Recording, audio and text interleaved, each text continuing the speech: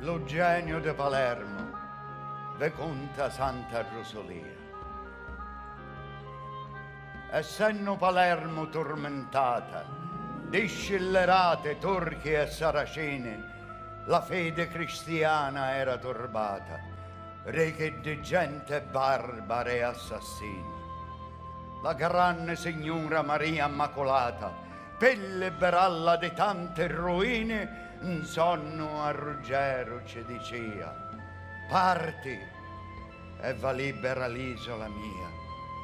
E re Ruggero a nome di Maria partio, e come un Palermo l'armata portò, le turchi e saracine li scacciò, e di Palermo fu lo re Ruggero.